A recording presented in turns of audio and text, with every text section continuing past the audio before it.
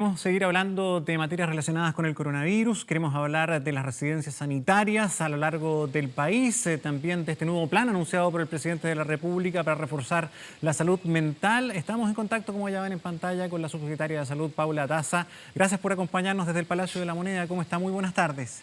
Buenas tardes, Gonzalo. Subsecretaria, en primer lugar, quisiera partir con la imagen que estábamos viendo recién de Antofagasta, esta ciudad que ha debutado hoy en el primer día hábil sin cuarentena. Ahí se abre, ¿verdad? Una ciudad, se reabre y vemos que está repleta de gente, mucha aglomeración. ¿Cómo analiza el fenómeno en esta reapertura que puede ser importante en la toma de decisiones prontas que probablemente puedan venir para otras ciudades, incluso nuestra región? Bueno, esta etapa que está viviendo Antofagasta es tremendamente importante, que es la etapa que uno habla post-cuarentena, donde a pesar que la ciudad no está en cuarentena, es muy importante que se mantengan las medidas estrictas de distanciamiento social, de uso de mascarilla y que las personas salgan a hacer sus actividades. Pero efectivamente todavía nosotros tenemos un número de casos importante en Antofagasta, por lo tanto las personas tienen que mantener el distanciamiento social, el lavado de manos y mantenerse en sus casas a no ser que sea estrictamente necesario.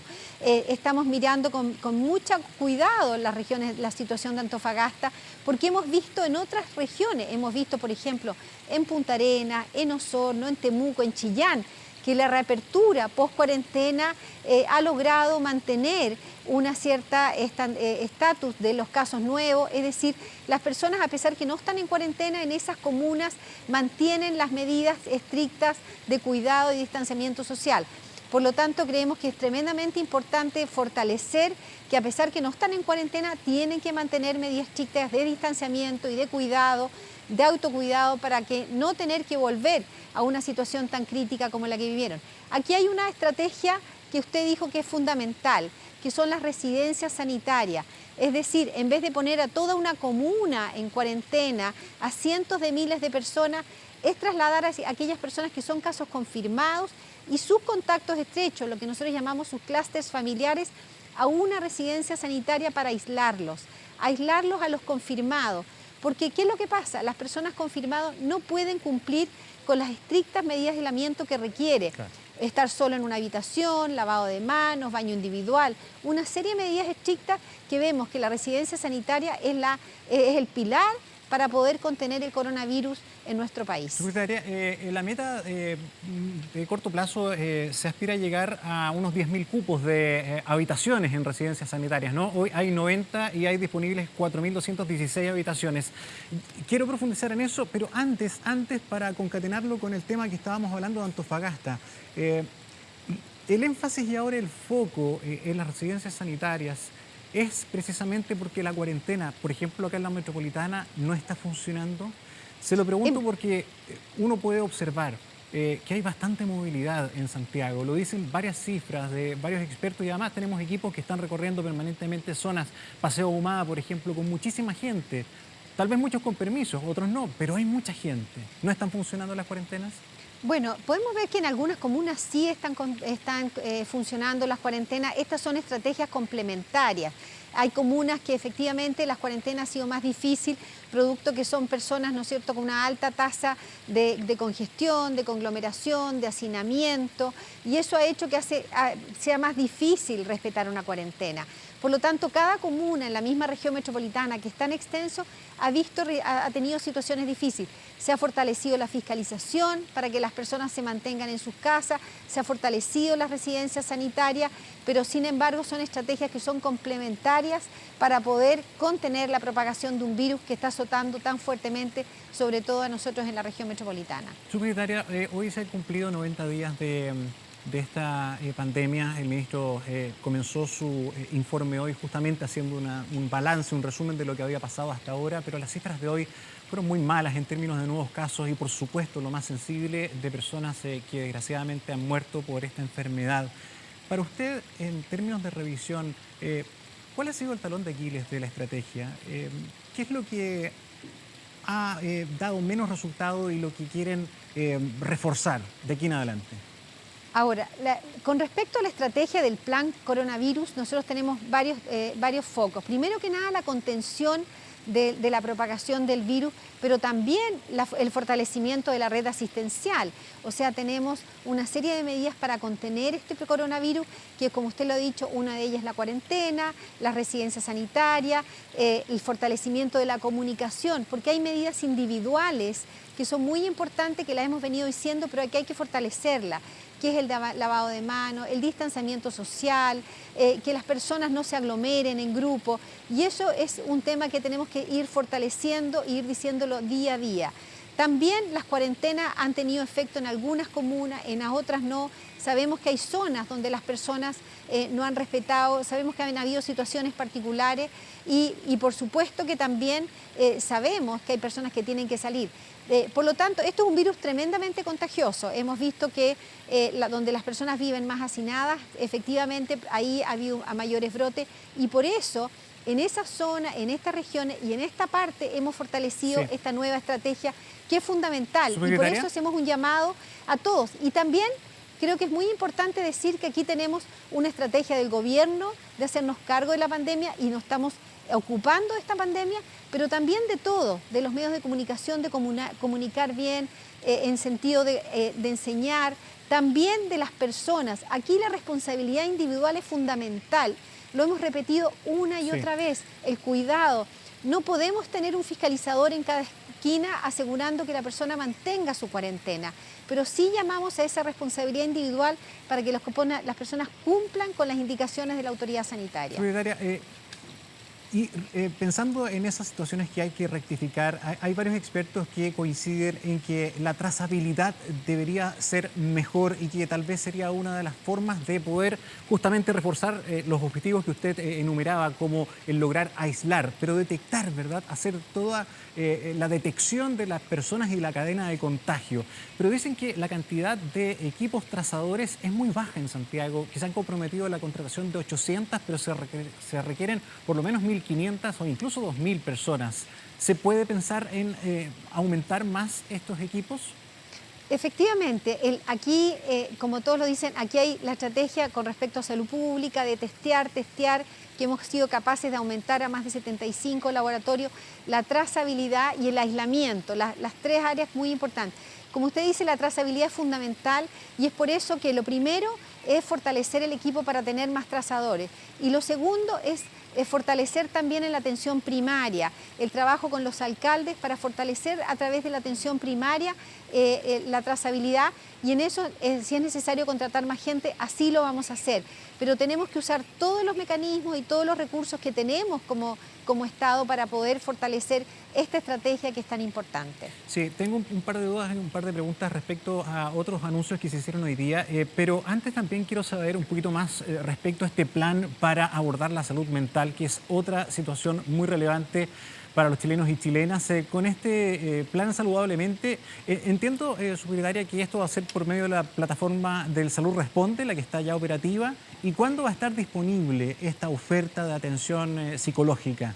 Bueno, hoy día el presidente de la República, como usted sabe, lanzó este plan Saludablemente, que tiene varias etapas. Primero que nada es crear una mesa. Se creó una mesa de trabajo con expertos, con personas del mundo académico, de la sociedad civil, de la sociedad científica, todas aquellas que pudieran aportar y que tienen un rol en la comunidad con respecto al tema de salud mental, porque sabemos que es un área que frente a la situación que estamos viviendo es muy crítica. Y es por eso que se va a lanzar una página web que la estamos socializando con estos expertos para que ellos nos hagan sus contribuciones y también sus comentarios y propuestas con respecto a cómo poder fortalecer el área de salud mental y en eso vamos a trabajar durante 3 meses, son 90 días, que esperamos tener acciones concretas. Con respecto a la pregunta suya, efectivamente a través de Hospital Digital, como dijo el presidente, ahí hay dos áreas. Uno, el área a través de Salud Responde, que ya va a tener de aquí al próximo lunes una línea directa para que las personas que llamen a Salud Responde puedan pasar directamente a los psicólogos que los van a atender. Pero también, como dijo el presidente, va a haber una plataforma para la atención digital de las personas, aquellas personas que requieren una atención médica más profunda. Hoy día hemos visto, a través de lo que hemos visto en Salud Responde, que las llamadas han aumentado, las llamadas de salud mental, y no solamente han aumentado, son más complejas, son más largas, y en eso estamos trabajando para fortalecer. Quiero decir que en esta página web va a estar disponible todos los insumos que hay hoy día en el Estado. Varios ministerios ya tienen respuesta desde el punto de vista de aporte de educación, de comunicación, con psicólogos. Hay del Ministerio de la Mujer, de la Subsecretaría de la Niñez y de otros ministerios que están apoyando en esta área. Por lo tanto, estamos recogiendo las propuestas de todos los ministerios, las propuestas de la sociedad científica, de la sociedad civil, para poder crear efectivamente una acción que sea trabajada por todos para apoyar a las personas, no solamente hoy día, sino que sabemos que esto puede producir efectos en el futuro con respecto al tema de salud mental. Subsecretaria, en el último informe que se entregó hoy día por parte del ministro, hubo la información de algunos cambios en varios criterios que son bien importantes para todos nosotros y que me gustaría ver si usted nos podía explicar un poquito más en profundidad. A ver, en primer lugar, esta ampliación de el cómo se contabilizan los fallecimientos en el país, ampliando el criterio, ¿verdad?, integrando esta componente, esta variable de un PCR que está en proceso, ¿verdad? Desde ese punto de vista, ¿cómo va a afectar esto la medición, por cierto, en cifra tan sensible como esta, de aquí en adelante? ¿O esto también puede afectar la estadística general de lo que ha pasado en Chile? Bueno, como dijo el ministro, hoy día la forma de detectar a una persona que ha fallecido por coronavirus, primero que nada es el certificado de función, que diga que está relacionado con coronavirus y que esa persona haya tenido el examen y tenga un PCR positivo. La incorporación de esta nueva medida es aquellas personas que han fallecido, que en el certificado de función diga coronavirus, pero nosotros no tenemos un examen o hay un examen pendiente. Esa nueva arista dentro del grupo de fallecidos probablemente nos va a hacer aumentar el número de personas que nosotros queremos incorporar, porque queremos que frente a la incertidumbre de que si el examen salió positivo o no tenemos el examen, efectivamente incorporarlo asociado a coronavirus, porque sabemos que es la causa de virus más importante que tenemos hoy día. ¿Y esta recomendación se acogió ahora? ¿Por qué en este momento no se hizo antes? ¿Por qué se acogió en este momento? Bueno, nosotros hacemos un análisis con respecto a la literatura internacional, a lo que están haciendo otros países también, cómo están certificando las personas que están fallecidas, y es por eso que tomando todas las herramientas internacionales, las propuestas que hay a nivel mundial, hemos decidido incorporar esta nueva propuesta que nos ha recomendado también personas que conocen del mundo del coronavirus. Sí, la otra duda que tenía es respecto al criterio con el PCR, ¿verdad?, negativo cuando una persona tuvo un contacto estrecho, todo esto a raíz, ¿verdad?, del retorno del secretario Zúñiga a sus labores habituales. A ver si nos puede entregar un poquito más de detalle de cuáles son las justificaciones o el argumento para considerar que esto es seguro. Porque en la mayoría de los trabajos se está utilizando los 14 días como un tema de seguridad, ¿no? Por si había un PCR, ¿verdad?, un falso negativo. Y también lo hacía la recomendación del Consejo Asesor, ni más ni menos. Bueno, hay un decreto, el ministro ya se refirió a ese tema, hoy día ya contestó con respecto a eso, que hay un decreto con respecto a la definición de contacto estrecho y en caso que la PCR salga negativa. Pero para entenderlo un poquito más, ¿es absolutamente seguro entonces si sale negativa, volvemos al trabajo, volvemos y no hay riesgo? Digo porque también se ha dicho que hay PCRs que pueden dar una respuesta falsa, ¿no?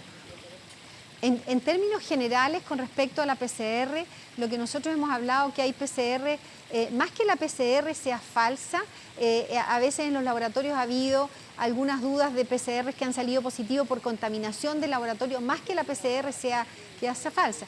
En el decreto ya está que el contacto estrecho, ¿cierto?, que esa persona, si posteriormente se hace una PCR, podría volver al trabajo en caso que salga negativa. O sea, ese criterio se va a aplicar entonces para todos los trabajadores, para todas las personas que de aquí en adelante entonces hayan tenido un contacto estrecho, salga el PCR negativo y el empleador le puede decir, usted tiene que volver entonces mañana con ese resultado.